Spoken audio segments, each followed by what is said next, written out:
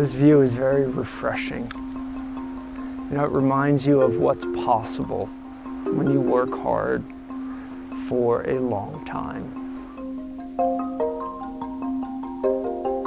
And by a long time, I mean hundreds of years, to try to allow a place to be wild. So once upon a time, there were millions of animals that roamed everywhere from Alaska to Mexico to Georgia to almost the West Coast. They were the most common large herbivore in North America. And in the blink of time, those bison were essentially removed from the continent, down from 60 million to a couple of hundred animals or fewer. The last of the wild animals were here in Yellowstone in the late 1800s. In the early 1900s, we turned this Lamar Valley into a buffalo ranch, and we tried to help the bison recover. I came into the picture in 2001. You know, fast forwarding the story to that point, bison had fully recovered the park. The bison population is as large as it has ever been in history. We know that's a benefit to the park. Bison are a keystone species in this ecosystem. That means that if you removed a bison from this ecosystem, it would be fundamentally different. It would fall apart to some extent. I try and look at Yellowstone as a whole, and what I see is a big and diverse base to the food pyramid.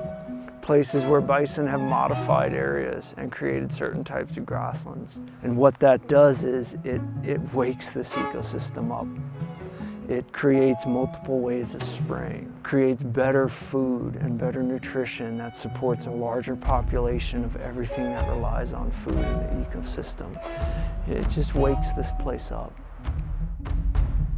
If we wouldn't have recovered bison and they would have gone extinct, this place would look fundamentally different. So bison are really smart. They manipulate the system. They crop these grasses, and that creates this cascade of events, from stimulating the microbial populations to stimulating the plants and to grow after being grazed. The bison are just making their own spring by grazing the plants, and the other animals can come in and take advantage of that. Population ranges between 4,000 and 6,000 animals, and we found a way to make that work. Doing things like moving buffalo across state lines and to tribal areas takes a lot of people working together. It takes buy-in from the state that you're moving animals across. It takes coordination with the tribe. So anytime you want to do something like that, it takes a ton of people saying, we all have the same end goal in mind. We want to get buffalo back where they belong. So how can we find a way to work together to do that? The work of the Bison Conservation Transfer Program is not possible without many partners working together.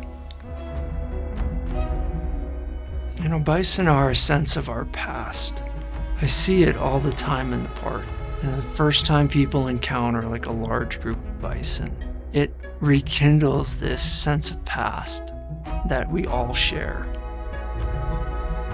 I come out here, it's a sense of inspiration. It's one of those places where it's like we did something really right, and that's a really, it's a good place to come to.